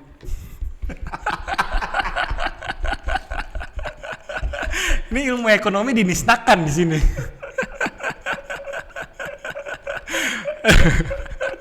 Sebelum kasus penistaan agama ini ya meledak. Jadi sebenarnya sebelumnya, jadi saya nggak sedang ngikutin semacam sebuah tren dengan kata penistaan. Iya. Ya waktu itu kebetulan aja kata penistaan itu ngetop pas. Iya, cuman itu sebelum ya. Tapi sebelumnya kan. Maksudnya yang saya ngomongin ini sebelum kejadian kata itu. Nah saya mikirnya ya saya ngomong gitu karena karena itu that's how we can get through this nonsense. Saya mikirnya gitu juga. Itu contoh pajak ya, maksudnya I can go a lot with that. Contoh exchange rate. Kita ngomongin ya nilai tukar rupiah dengan dolar atau apa. Exchange rate itu di sini kita diajarin teorinya kenapanya. Di sini ya soal yang keluar itu oke, saya bawa 50 juta, saya pergi ke Amerika, saya tukar segini dengan rate segini. Abis itu saya belanjakan segini, saya pulang-pulang dapat duit berapa? Ya itu contoh yang dimainkan tuh kayak gitu. Jadi these people will not understand why there are fluctuations in the exchange rate. Ya, maksudnya hal seperti itu, Bung. What gitu. animal is this? Ya penistaan, Tapi ya setuju banget Bung Edo, kalau penistaan sih saya juga guru bahasa Apalagi ya. Bung, saya tuh pernah nemu soal Bung. Ini saya sampai sekarang inget banget. Itu saya terpaksa juga kayak mungkin kita sama ya, waktu itu terpaksa ngajar kurikulum nasional. Ada ujian nasional. itu ada satu nomor yang yang ini, jadi kayak biasanya kan kalau sekarang kurikulum nasional itu kalau di bahasa Inggris tuh pasti ada kayak cerita paragraf ya, paragraf terus kita baca. Nah, ada pertanyaan, what was the date what was the date, pokoknya nanyanya tanggal berapa si A melakukan gitu. Nah, itu ada pilihan A B C D A B C D karena SMP. Itu pilihan A dan pilihan B tanggalnya salah. Jadi disalahin tanggalnya. Jadi memang ada pada tanggal di cerita itu, di paragraf itu tanggal segini saya pergi, tanggal segini saya pulang. Nah, tanggal berapa dia pergi? Nah, A dan B itu salah tanggalnya gitu. Oh, dan satu lagi tanggal dia nulis di diary. Saya baru ingat itu diary. Jadi tanggal saya nulis diary tanggal segini, saya terus di dalam diary itu saya pergi tanggal segini, saya pulang tanggal segini. Nah, A dan B udah pasti salah dong. Nah, yang C dan D tanggalnya bener, Bung. Dua-duanya. Dan tanggalnya bener dua-duanya. Tapi yang satu tanggal dulu, baru bulan, baru tahun. Yang satu bulan dulu, baru tanggal, baru tahun. Baru tahun.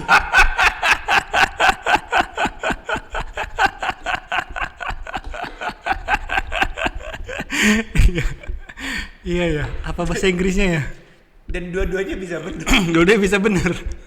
Terus itu kan try out ya, soal try out yang dari yang buat bukan saya gitu. Terus ada anak murid tanya, ini pakai yang gaya mana nih? Waduh, saya juga nggak tahu. Lah nanti kalau saya jawab C ternyata yang bener D gimana, Bu? Ya sudah, berdoa saja. Saya juga bilang ke mereka gitu, ya pokoknya kalau ini ya sudah gitu, ya telan aja gitu, just do it. Pokoknya jangan banyak komplain, protes, udah just do it. Yang jelas kita belajar kaidah-kaidah bahasa Inggris yang bener, yang sesuai arah. Ya di Cambridge. Ya mungkin disclaimer juga, kita bukan menuhankan Cambridge ya, gitu ya. Disclaimer aja. Kebetulan kita mengajar kayak gitu, dan juga sebenarnya gini, di Cambridge itu kalau emang ada yang bermasalah, ada soal, saya juga pernah nih, saya bingung kenapa jawabannya itu, ada forumnya terbuka. Jadi kita bisa, kenapa ini gini? Dan mereka tiap tahun pun ada evaluasi. Ada evaluasi, betul. Jadi maksudnya mungkin itu yang bisa yang saya tadi bilang, kita bisa belajar dari situ. Iya, betul. Ada tim yang selalu menjaga kualitas. Gitu. Sebenarnya di pemerintah kan ada ya. Iya, tapi kenapa kualitasnya gitu? Yang dijaga apaan?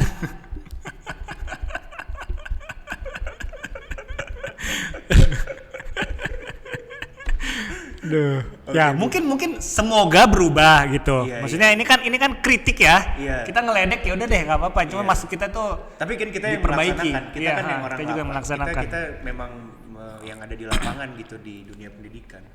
Mungkin kita balikin lagi dan kita betul. Ya, artinya mungkin tadi poin-poinnya yang pertama mungkin juga masalah nasionalisme itu mungkin yang paling yang bisa dimunculkan adalah sense of home-nya, betul. Terus sense of pride juga, bangga menjadi bangsa Indonesia, dan mungkin masukan dari kita ada dari saya juga mungkin ada lebih banyak lagi cara kreatif dalam menanamkan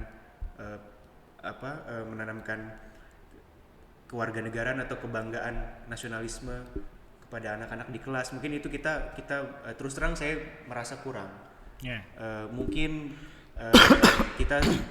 mungkin pemerintah atau kementerian bisa mungkin jadi masukan untuk pemerintah, dan buat kita sendiri juga mungkin Bung Edo sebagai guru-guru ini marilah kita mencoba menjadi angels. Saya juga harus berusaha dah. Saya juga, Bung.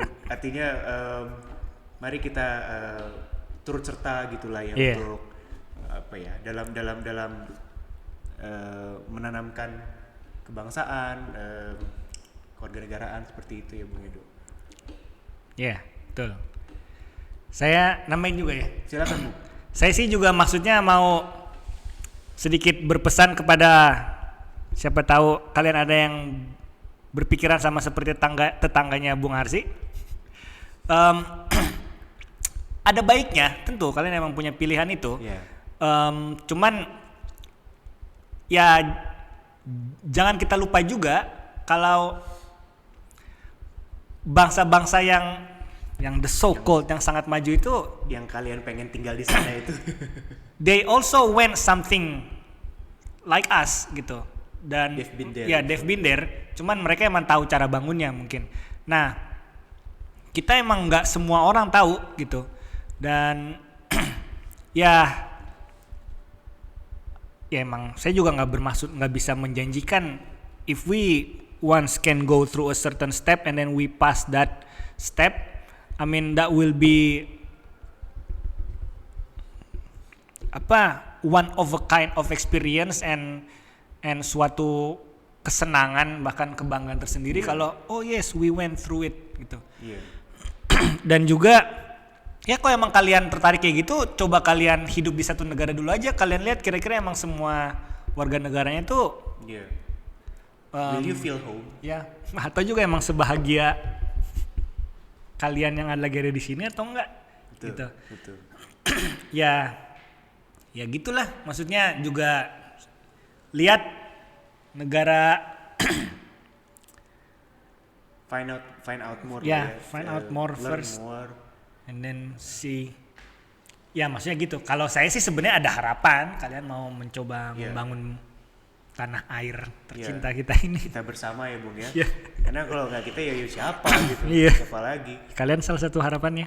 Betul. Luar biasa Bung Edo. Siap, itu sih kalau dari saya, Bung. Thank you so much Bung Edo. Thank you juga Bung Arsi. Kita ketemu lagi. Mungkin kita juga akan membahas hal lain terkait hal ini di episode berikutnya. Nanti tunggu saja. Jadi emang episode kita tuh sebenarnya berkesinambungan ya. Berkesinambungan Bung Edo. Karena kan kita sebenarnya kayak lagi kita lagi menyusun puzzle mungkin. Oh ya, betul. Puzzle besar terkait dunia pendidikan mungkin, dan mungkin yang namanya puzzle nggak gampang ya. Jadi mungkin kita bagi-bagi di beberapa episode, tapi yang pasti ada kesinambungannya, ada irisannya begitu. Terima kasih sudah menonton kami, dan jangan lupa like dan subscribe channel kami di YouTube ini, dan juga di Spotify bisa dengarkan. Saya Bung Arsi. Saya Bung Edo. Thank you so much guys. Dadah.